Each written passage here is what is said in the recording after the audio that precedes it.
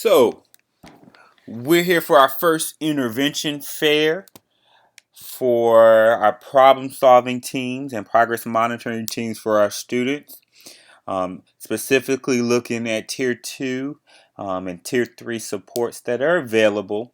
And for this intervention fair, we're going to focus in on what do we have in place for students with truancy or attendance issues, and then what do we have in place for students dealing with behavior. And I'll say this from the very beginning, that we know that attendance, behavior, and course performance can be directly linked together, and there could be several different problems. But as we begin to dig deeper and problem solve around students, it's good to note that there are some that are just designated for attendance and behavior. So our learning intention for today is to understand Tier 2 and Tier 3 interventions or supports available for our students.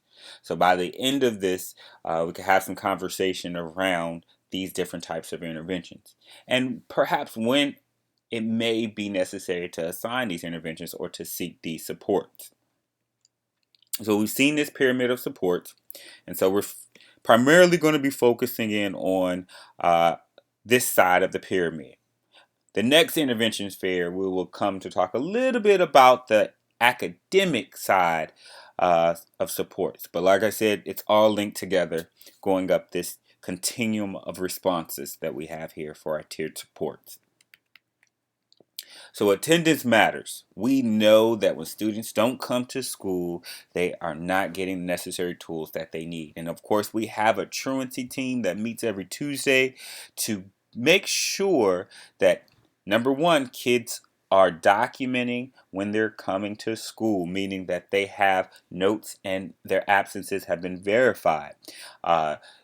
We have a attendance policy, the HERE initiative, in which students can't miss more than 5 days with a parent note per semester. And sometimes kids will come back to school and they won't have a note. And so we always send students reminders with the 3-day letters and the 5-day letters to parents about needing absences verified. Okay? Now, after that fifth note, once we hit number 6, we do what we call a corrective action plan. And this is a CAP meeting in which students will come in with a parent or guardian to discuss barriers to attendance and what we need to put in place to make sure the child is present and accounted for every day. And a lot of times these meetings, they dig a little deeper and talk a little bit about academic issues that the student may have, and then maybe an adult mentor or something that can help in this process and helping students get acquainted. So we will assign academic interventions when it comes across the truancy table. But more importantly, that this should be and will be documented in the RTI database once these meetings do happen. So if a student that comes across the table on the monitoring teams that has an attendance issue, note that our truancy team is really working on that. And one of the interventions that we've had before is this erase. Early redemption Saturday for students, and it kind of coincided with Saturday school, in which students could redeem a day of attendance, so to speak. They can get a day knocked off of an excused absence by attending one of these erase sessions, and they are instructed in core content areas. All right, so that's just a little bit about attendance. A lot of times that's done with the truancy team, but sometimes we'll note that some students might not have come across the truancy table yet. So as we're beginning to monitor progress of students and we note that there are specific attendance issues and there's nothing located in the database about any corrective action plans or their tiered support for attendance, then that's something that we can definitely bring to the truancy table.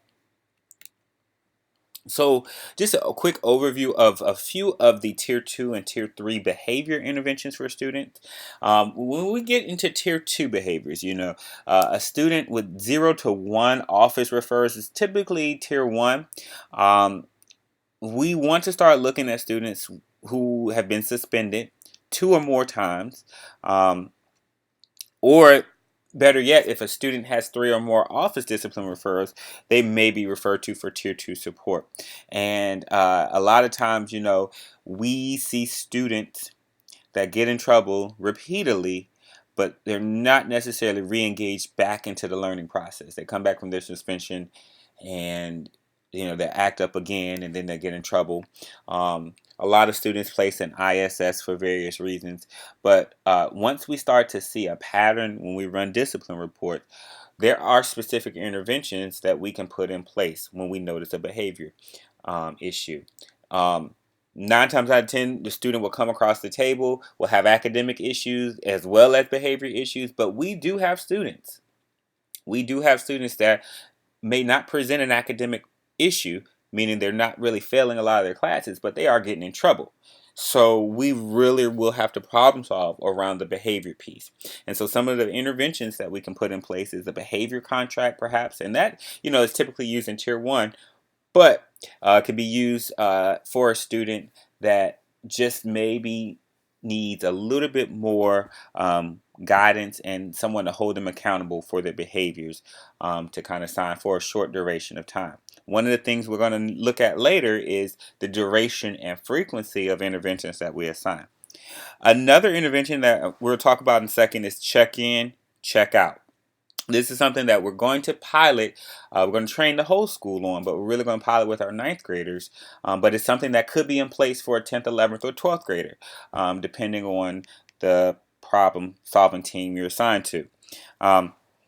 We always keep an adult mentor assigned when we start to think about needing supports with Tier 2 and Tier 3. And making sure that students, the parent, and the counselor is involved. When we start looking at Tier 3, we have some outside agencies that work with our students. Ethos is one, and then of course the Community Service Board or Therapeutic Day Treatment Counselors are here, and they serve a small percentage of our population too. So the behavior contract, you'll see one in your packets.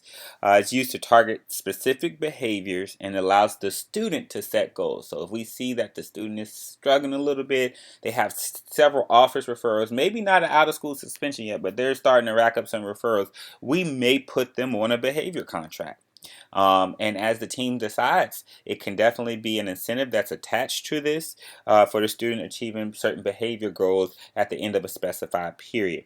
So, I would use a behavior contract really when students are getting referrals. Maybe they're Saturday school detentions, then they might have an ISS.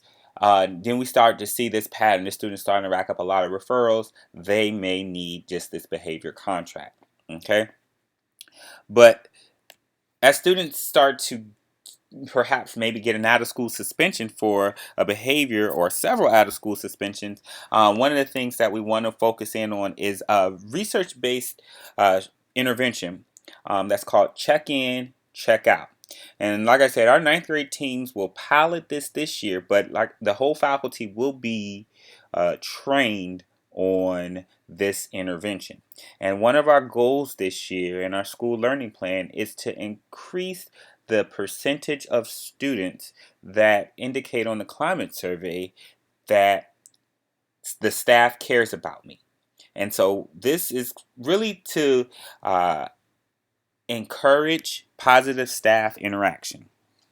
So just a few nuts and bolts of this is I'll show you a sample behavior report card that's centered around pause, positive behavior, attitude with hard work and self-control. Each day from an adult that's perhaps on this progress monitoring team or on one of the freshman academy teams, the student will pick up a behavior report card from that adult mentor or someone in the building, and that person would provide encouragement, words of encouragement, words of wisdom, go over goals for the day, and encourage that student to have a great day. The behavior report card is going to be filled out by all of the teachers for all 4 blocks with targeted behaviors where the students can earn ratings. At the end of the day, the student will meet with that same adult to drop off that report card and to discuss the progress. We collect data throughout the week. And if the student has met the pre-established goals, meaning that they picked up their report card and they followed through with getting it signed and exhibiting those behaviors, for 3 out of 5 days of the week or 4 out of 5 days of the week with 80% or better, then they receive some kind of incentive to really increase the likelihoods of desired expectations and behaviors. All right. Once again, this may merge with academic issues, but this is specifically focusing on behaviors. So they check in and check out, and we collect data. And once again, the duration and frequency of this intervention may be 1 month, it may be a couple of months, it may be for the rest of the semester. It just depends on the level of need for that student. So here's an example of the behavior report card, this daily progress report that students will turn in. And of course, it has to be someone designated to kind of collect these and look at the data. Um, Students can earn 1 point per bullet. And if you can, as you can see, positive behavior, attitude with hard work and self-control, going along with our PBIS matrix. In class for block 1, if that student used appropriate manners and appropriate language, was on time and treated school and student property with respect, they could get 3 points for that block, 3 points for attitude with hard work and self-control, for a total of 12 points for that one class. Okay. So if they didn't, then they could lose a point here or lose a point for each of these tenants, and the teacher sort of initials it. And at the end of the day, they would check in, review this with an adult, and move on to the next day.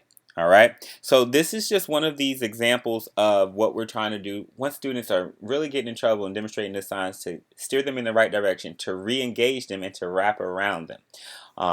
We have plenty of money for incentives for our students once they are reaching these goals.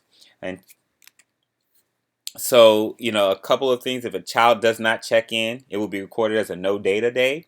And like a teams can select to choose the frequency or duration. I keep saying that because, like I said, it just depends on the nature and the incidence of the child. If the child is complying and going through with this, then we hope to see behaviors sort of change in a positive direction. And parents will be notified of all interventions that students are in and are participating in, so they can also monitor this. When I talked about the rewards a little bit, reward at the end of the week, favorable data for 3 out of 5 days, or a predetermined goal set for the student. You have monthly rewards depending on the duration of the intervention. All right. So I know there are a lot of questions around the check-in, check-out. Perhaps there may be, and as we move forward with this, we'll definitely do more staff training. But this is something, like I said, we piloted with ninth graders, but any child, no matter what cohort they're in, could benefit from something like this or a variation. I spoke a little bit about a Tier 3 service called Ethos, which is an alternative to short-term suspension program. And this is run by a outside organization, behavior health organization, that really works with kids that have been suspended. They're experiencing behaviors that are detrimental to themselves or others, and they can be recommended for services, and they typically will take students. You kind of have either self-pay or insurance will cover Ethos. But if students do participate in this that have been suspended, one of the incentives that we have is to reduce the number of days that go on their record for suspension. So let's say they got into a fight and they're out for 10 days and they actually go through the referral process and complete the Ethos program. They could potentially get 2 days taken off of their suspension. So this is something that we do recommend for parents once, especially when we start to see a pattern in behaviors. And this is a Tier 3 kind of support for those that can qualify for this. And when we also talk about outside agencies, we do have the Community Service Board or therapeutic day treatment counselors that are located in our building.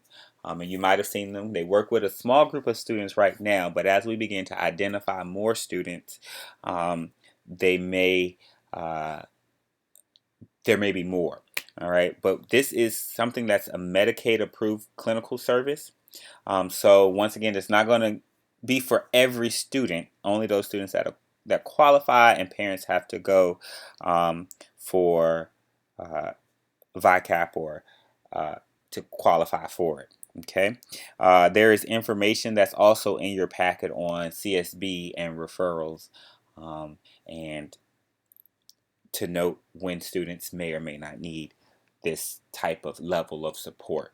Okay, so these are just a few of our Tier 2 and Tier 3 interventions that we have available for our students, specifically around attendance and behavior. So we will take these, and if you have any questions, please shoot me an email. There's there's a packet of information, excuse me, that you can access to look at these. So as we start to problem solve around students, we know what's available. All right, that concludes Intervention Fair number 1.